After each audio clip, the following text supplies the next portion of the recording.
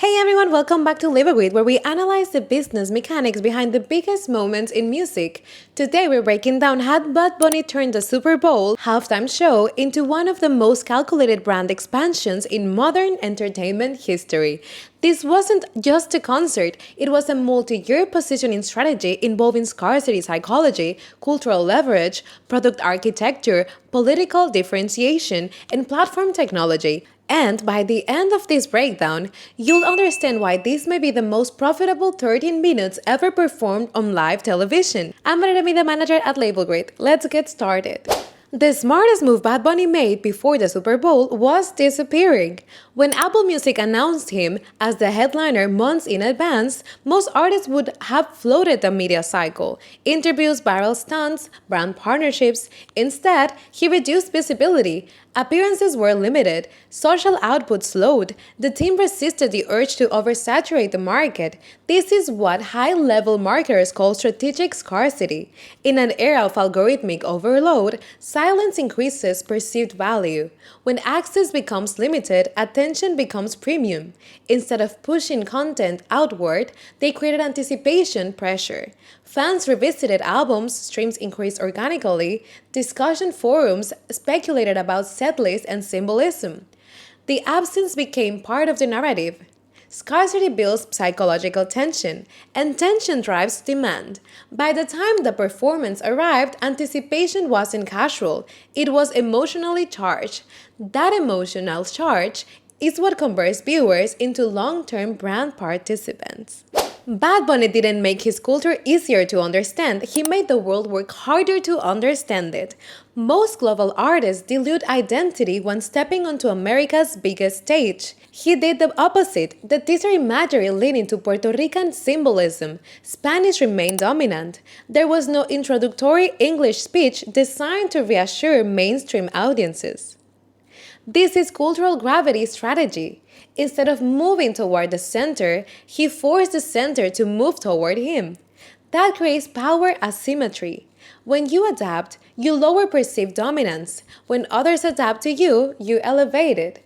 By refusing to translate himself culturally, he strengthened loyalty within his core demographic while simultaneously increasing intrigue outside of it. Identity became the differentiator, and in modern branding, differentiation is survival. Every other halftime Super Bowl performer wore luxury couture. He wore Zara, and that's why he won. Super Bowl halftime fashion is historically aspirational. It signals exclusivity and unreachable glamour. Instead, he partnered with Zara. On the surface, that looks less prestigious. From a branding perspective, it was genius. Bad Bunny's persona has always balanced superstardom with accessibility. Wearing a brand available in everyday malls reinforced relatability. It told fans, I'm still aligned with you. That psychological alignment maintains emotional proximity, but the strategy did not end there.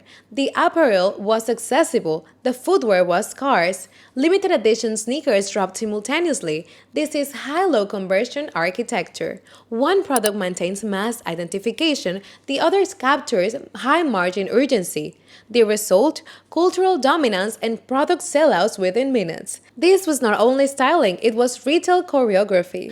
Bad Bunny used the safest stage in America to make it uncomfortable on purpose. The NFL is traditionally risk-averse. Political neutrality protects advertiser relationships. During the performance of socially charged material, visual reference addressed Puerto Rico's infrastructure struggles. That decision was not accidental. Brands fear polarization, but polarization increases tribal cohesion. When audiences defend an artist, psychological investment deepens. Identity moved from passive fandom to active alignment. Backlash occurred predictably. Media cycles debated the messaging. Commentary intensified, but every criticism amplified reach. Earned media expanded, and his core base solidified. Neutrality maximizes short-term approval. Conviction maximizes long-term loyalty. He chose loyalty. Bad Bunny didn't switch to English, technology switched for him. For the first time, Apple Music integrated real-time lyric translation during the performance of the Super Bowl halftime show. This removed the final scalability barrier, language friction. Instead of altering artistic identity to fit global markets, infrastructure adapted around him. This is platform leverage at its highest form. When barriers drop, total addressable market expands instantly. Viewers who previously felt excluded from logical nuance could now engage fully. Engagement increases retention. Retention increases streams. Streams increase leverage. Inclusion was also prioritized through sign language integration, widening accessibility further. Inclusivity here wasn't aesthetic, it was structural. That's scalable empathy. The smartest business move of the night wasn't political, it was bringing out Lady Gaga. Midway through the show, the tone shifted, and onto the stage walked Lady Gaga. They performed a newly arranged version of Die With a Smile, not a simple replay, a restructured, emotionally layered reinterpretation crafted specifically for that moment. This was demographic bridge engineering.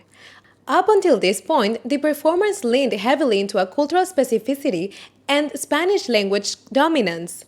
That solidifies core loyalty, but global scaling requires controlled expansion. Lady Gaga represents a different demographic architecture: millennial pop loyalists, legacy award show audiences, mainstream American households, and global LGBTQ+ communities.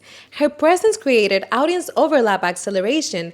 Instead of diluting identity to reach new audiences, he merged audiences inside this ecosystem. That preserves dominance while widening reach. It communicates power. Mainstream pop did not replace cultural identity, it entered it. From a strategic standpoint, this accomplished five simultaneous objectives. It reduced resistance among traditional viewers unfamiliar with this catalog. It expanded press coverage across both Latin and legacy pop media.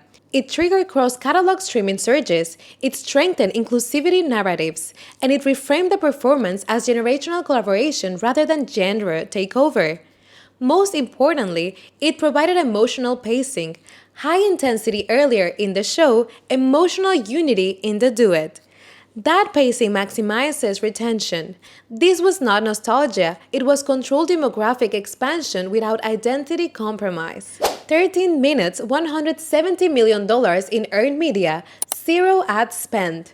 Earned media value estimates placed post-performance exposure in the nine-figure range.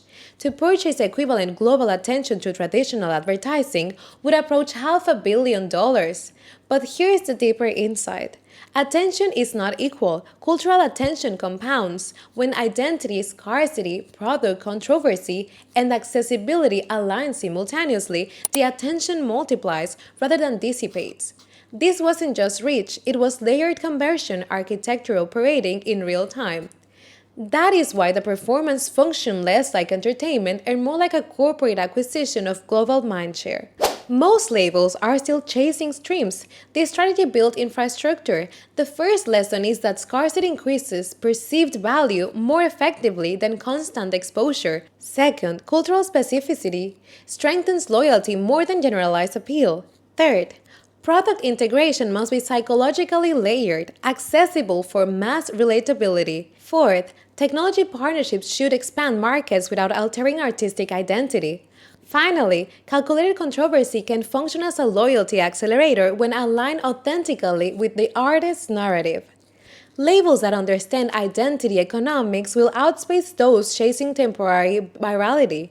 If you're an artist trying to be universal, you're already replaceable. Authenticity scales when it's uncompromised. He did not soften language, he did not neutralize messaging, he did not adjust aesthetic direction to comfort unfamiliar audiences. Instead, Bad Bunny amplified the very elements that made him distinct.